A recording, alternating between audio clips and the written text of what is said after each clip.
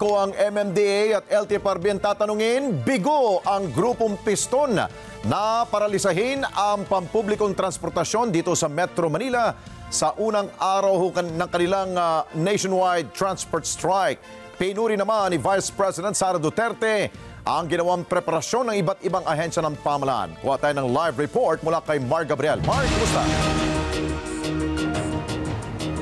Alex, para sa MMDA, normal Monday rush hour yung naranasang pagbigat ng traffic sa iba't ibang bahagi ng Metro Manila kanina.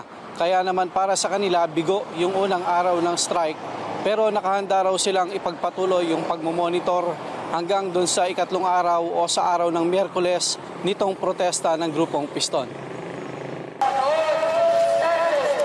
Kaliwat ka ng kilos protesta ang sumalubong sa mga commuters sa Metro Manila sa unang araw ng transport strike ng grupong Piston na sinuportahan ng grupong Manibela. Ipinoprotesta nila ang December 31 deadline para sa consolidation ng mga operator para sa jeepney modernization na magre-resultaan nila sa tuluyang phase-out ng mga jeep. Pero ayon sa LTFRB, wala itong katotohanan. Ang hinihingi lang po naman namin sa kanila ay bumuo po sila ng isang kooperatiba o isang korporasyon which is a preliminary step towards a fleet modernization. From the time po na mag-consolidate sila or bumuo po sila ng isang kooperatiba, pwede pa po silang pumasada hanggang sa ang LTO na magsabi sa kanila na hindi na roadworthy yung sasakyan nila.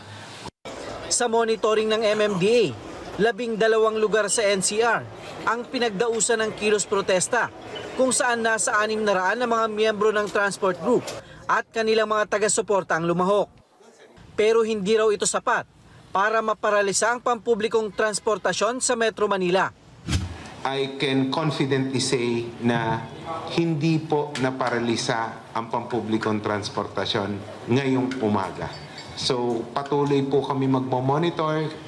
As I've said, nakahanda po kami mamayang hapon, bukas ng umaga, hanggang doon po sa 3 araw na diniklara nila na period ng strike. Katunayan, nasa 66 lang daw sa 686 na mga sasakyan na inihanda nila ang nagamit para sa libreng sakay. Mahigit sa 1,500 pasahero ang naserbisyohan nila mula sa Pasig, Parañaque, Muntinlupa, Taguig, Manila at Quezon City. Baka nga po normal Monday morning rush hour foot traffic lamang ito. It's just that ayaw na po namin maipon kaya immediately pag nakakakita kami ng 20-30 persons na nasa karsada na nag-aabang na masasakyan, kaagad po nating dinideploy yung mga preposition assets po natin para po agarang makasakay. Bago magtanghali, nagtungo sa tanggapan ng MMDA sa Pasig City si Vice President Sara Duterte para i-monitor ang sitwasyon sa Metro Manila. Si Duterte ang nagsisilbing caretaker ng gobyerno ngayong nasa labas ng bansa ang Pangulo. Ang directive po ng ating Pangulo, discussion din namin kanina sa Executive Committee was that kailangan prepared yung response ng ating gobyerno, ng ating pamahalaan. Mahalaga na hindi maabala ang mga tao, ang mga commuters natin na nasa daan ngayon dahil hindi tayo nag-cancel ng trabaho at hindi din tayo nag-cancel ng classes ng mga estudyante natin. At mahalaga din sa kanya na maprotektahan yung ibang mga public utility vehicles na nandyan ngayon sa mga daan. May mensahe din ang pangalawang Pangulo sa mga lumahok sa protesta. Ang panawagan, ituloy yung pagdialogo, kung ano man yung kanilang mga hinaing, kung ano man yung kanilang mga issue, dalhin nila sa lamesa, sa pakikipag-usap sa ating gobyerno. MMDA is always ready and willing to present their success stories with regard to their modernization. So there's a 70% compliance doon sa modernization, and MMDA is willing to work doon sa iba pang mga grupo para masimulan ang modernization ng Handa naman daw ang LTFRB na pakinggan ang hinaing ng mga tsuper at operator, kasabay ng panawagan na panatilihin ang payapang protesta. Kung ikaw lang ay mamamahayag ng iyong sentimiento, pwede pa ho namin kayong mapagbigyan.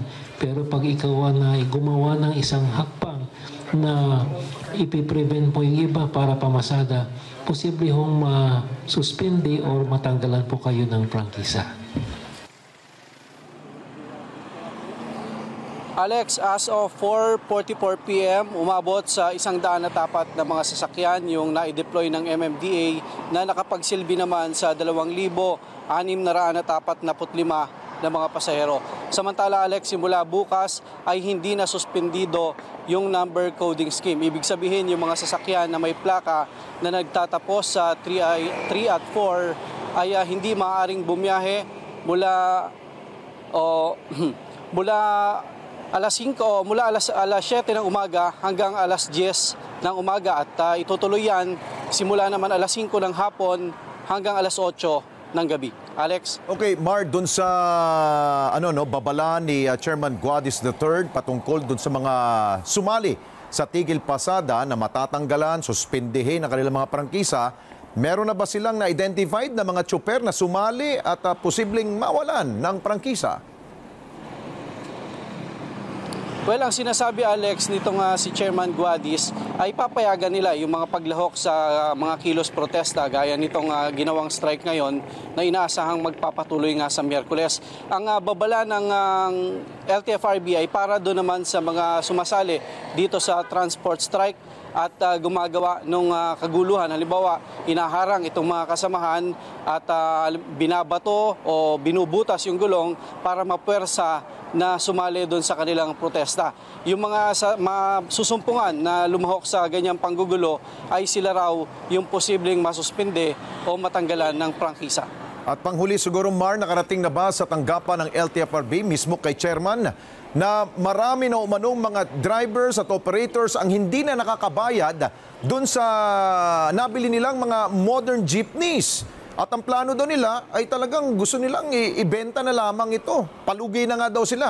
At ang kanilang panawagan sa LTFRB kung sana, huwag na daw yung buong sasakyan, makina na lang ang bilhin ng gobyerno. Yes, Alex, may kanya-kanyang sentimiento yung iba't ibang grupo at mga individual na nandito sa transport industry. Kaya ang sabi ni Chairman Guadis, bukas yung kanilang tanggapan para sa dialogo at isa-isa na masolusyonan itong kanilang mga problema. No? Itong piston, Alex, nanindigan na yung sinasabi nito ni Chairman Guadis ay panglilito lamang at hindi raw totoo na hindi layunin itong programa na ito na i-phase out yung mga traditional jeepney. Dahil lang sinasabi nila hanggat merong plano ng consolidation ng mga franchise ay nandyan yung banta ng phase out sa mga jeep. Okay, maraming salamat sa iyo, Mar Gabriel. Mata natin dyan sa LTFRB at maging sa MMDA. Thank you, Mar. Maraming salamat sa inyo pong pagsubaybay sa Mata ng Agila Primetime. Para malaman ang matatag, matapang at matapat na mga balita, i-follow lamang at mag-subscribe sa @Net25 TV.